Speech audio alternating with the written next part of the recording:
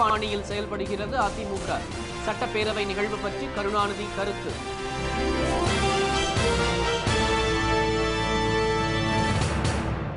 வணக்கம்.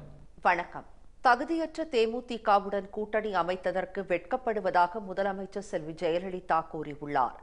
ஆளுநர் உரைக்கு நன்றி தெரிவிக்கும் தீர்மானம் மீதான விவாதத்தில் இரண்டாம் நாளான இன்று பேசிய தேமுதிக உறுப்பினர் திரு சந்திரகுமார், உள்ளாட்சி தேர்தல் முடிந்த பிறகு பேருந்து கட்டணம் மற்றும் பால் விலை உயர்த்தப்பட்டதைப் போல சட்டமன்ற கூட்டத்தொடர் முடிவடைந்ததும் மின் கட்டணத்தை அரசு உயர்த்திவிடும் என்றார். இதற்கு ஆட்சேபம் தெரிவித்த முதலமைச்சர் செல்வி ஜெயலலிதா, மின்சார ஒழுங்குமுறை ஆணையமே கட்டண உயர்வை நிர்ணயிக்கும் என்றும் இதில் மாநில அரசு பரிந்துரைக்க மட்டுமே முடியும் என்றும் கூறினார். சங்கரன்கோயில் இடைத்தேர்தலை பொறுத்தவரை பேருந்து கட்டணம், பால் கட்டணம் உயர்விற்கு பிறகும் அதிமுக வெற்றி பெறும் என்றார் அவர். மாண்புமிகு உறுப்பினர் ஒரு சவால் விட்டிருக்கிறார். அவருக்கு பதில் சவால் நான் விடுகிறேன். சங்கரன் கோயிலில் நாங்கள் தனித்து வேட்பாளரை நிறுத்தப் போகிறோம். உங்கள் கட்சிக்கு திராணி இருந்தால் தனித்து வேட்பாளரை நிறுத்துங்கள். பேருந்து கட்டணத்தை உயர்த்திய பிறகு, பால் விலையை உயர்த்திய பிறகு, சங்கரன் கோயில் சட்டமன்ற தொகுதி இடைத்தேர்தலில் தனித்து நின்று மகத்தான வெற்றியை நாங்கள் அடைவோம். அதை நீங்கள் பார்க்கத்தான் போகிறீர்கள். உங்களால் முடியுமா என்பதை யோசித்துவிட்டு பேசுங்கள். முதலமைச்சருக்கு பதிலளித்த திரு விஜயகாந்த், ஒரு இடைத்தேர்தலில் ஆளும் கட்சி எப்படி வெற்றி பெறும் என்பது தங்களுக்கு தெரியும் என்றார். இதைத் தொடர்ந்து இருவருக்கும் இடையே வாக்குவாதம் ஏற்பட்டது. 2006 11 வரைக்கும் இடைத்தேர்தல் எவ்வளோ வந்தது? அந்த இடைத்தேர்தலில் ஒரு தேர்தலில் கூட அனைத்து இந்த அண்ணா திராவிட முன்னேற்ற ஜெயிக்கல. இன்னைக்கு வந்துட்டு நான் சங்கரன்கோயிலில் ஜெயிப்பேன் சவால் விடுறது ஆளுங்கட்சியாக இருந்தால் கலைஞரை சொன்னால் போன தடவை எப்படி ஜெயிச்சாருன்னு அவங்களுக்கு தெரியும்.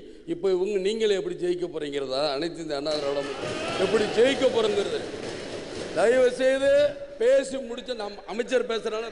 மாண்பு முதலமைச்சர். பேரவைத் தலைவர் அவர்களே, தேர்தல் அறிவிக்கப்படுவதற்கு முன்பாகவே மாண்புமிகு எதிர்க்கட்சி தலைவர் தோல்வியை ஒப்புக்கொண்டு விட்டார். மாண்புமிகு எதிர்க்கட்சி தலைவர், நாங்கள் தோல்வியை ஒப்புத்துக்கல, கேட்டதுக்கு மட்டும்தான் பதில்.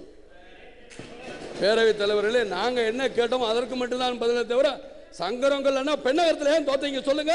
அப்போது அதிமுக உறுப்பினர்கள் எழுந்து திரு விஜயகாந்தை அமரும்படி குரல் எழுப்பினார்கள். கையை நீட்டி பேச வேண்டாம் என்று அதிமுகவினரை பார்த்து திரு விஜயகாந்த் கூற, இருதரப்பினரும் ஒருவருக்கு ஒருவர் எதில் குரல் எழுப்பியதால் அவையில் கூச்சல் குழப்பம் நிலவியது. பலமுறை கேட்டுக்கொண்ட பிறகும் இருக்கையில் அமராததால் தேமுதிக உறுப்பினர்களை வெளியேற்ற அவைத்தலைவர் உத்தரவிட்டார்.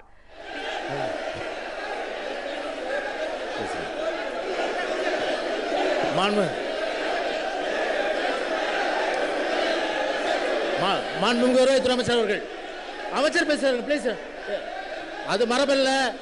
அமைச்சர் எழுந்திருக்கும் போது அவர் கொடுத்துற அப்புறம் வாய்ப்பு தராங்க. பிளீஸ் இடம். மாண்பு வருவாய்த்துறை அமைச்சர் பிளீஸ் இடம்.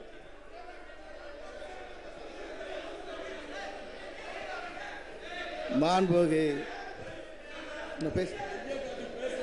இங்க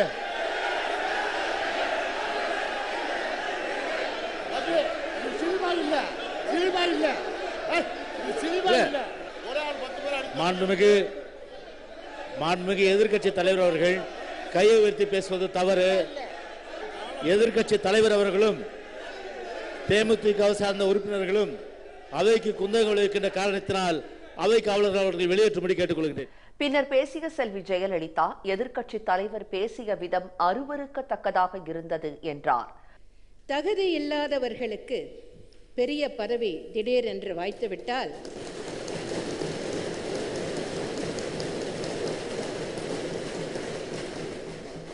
அவர்கள் எப்படி நடந்து கொள்வார்கள் என்பதற்கு எடுத்துக்காட்டாக இன்று எதிர்க்கட்சி தலைவரின் நடவடிக்கைகள் அமைந்திருந்தன. அனைத்து இந்திய அண்ணா திராவிட முன்னேற்ற கழகத்திற்கு கடந்த சட்டமன்ற தேர்தலில் கூட்டணி இருந்தாலும் கூட்டணி இல்லாவிட்டாலும் இதே முடிவைத்தான் நாங்கள் பெற்றிருப்போம். தேமுதிகவின் அதிர்ஷ்டம், எங்களுடன் அவர்கள் கூட்டணி சேர்ந்தார்கள். அதனால்தான் அவர்களுக்கு 41 இடங்கள் ஒதுக்கப்பட்டன. அதனால்தான் இத்தனை சட்டமன்ற உறுப்பினர்கள் இன்று இந்த அவையில் வந்து தேமுதிகவின் சார்பில் அமர்ந்திருக்கிறார்கள்.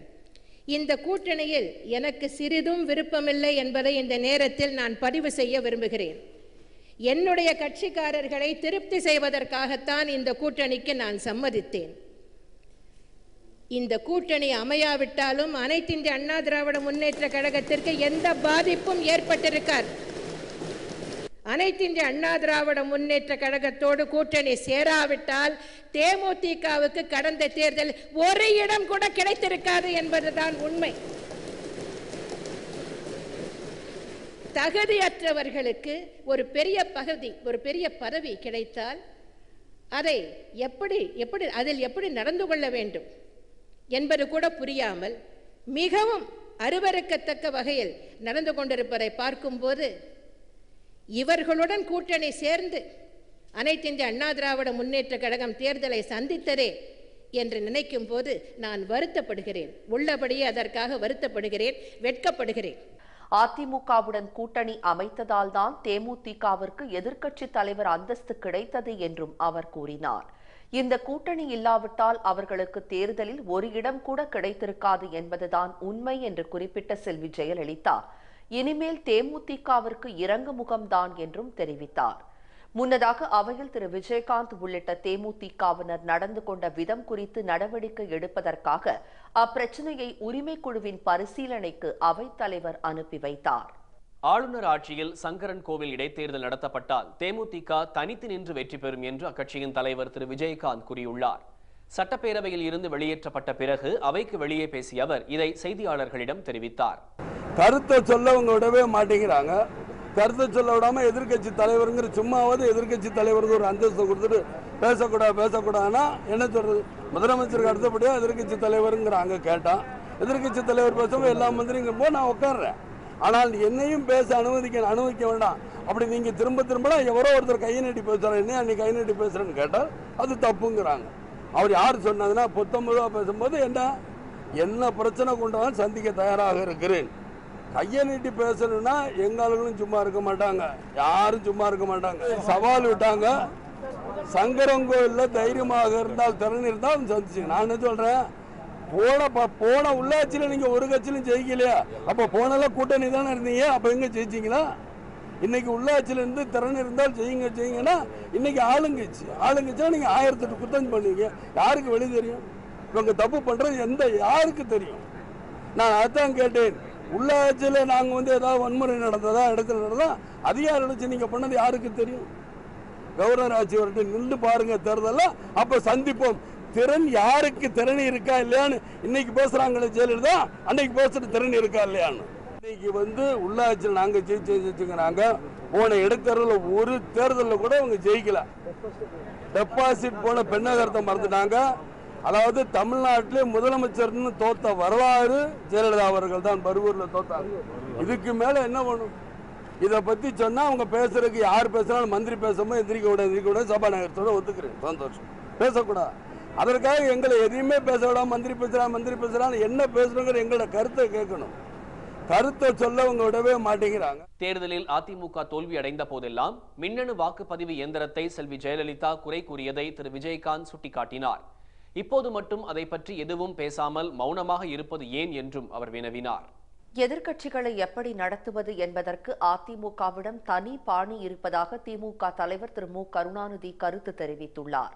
சென்னை அண்ணா அறிவாலயத்தில் அவர் இன்று செய்தியாளர்களுக்கு பேட்டியளித்தார். அப்போது சட்டப்பேரவையில் எதிர்க்கட்சிகளுக்கு பேசுவதற்கு கூட ஆளும் அதிமுக வாய்ப்பு தருவதில்லை என்ற புகார் குறித்து அவரிடம் கேட்கப்பட்டது. இதற்கு பதிலளித்த திரு கருணாநிதி அதிமுகவிடம் தனி பாணி இருப்பதாக கூறினார். சட்டப்பேரவையில் இருந்து தேமுதிகவை வெளியேற்றியதோடு அக்கட்சியுடன் கூட்டணி வைத்ததற்கு வருத்தப்படுவதாக முதலமைச்சர் செல்வி ஜெயலலிதா கூறியிருப்பது பற்றியும் செய்தியாளர்கள் கேட்டனர். இது பற்றி எதுவும் பேச விரும்பவில்லை என்று திரு கருணாநிதி பதிலளித்தார்.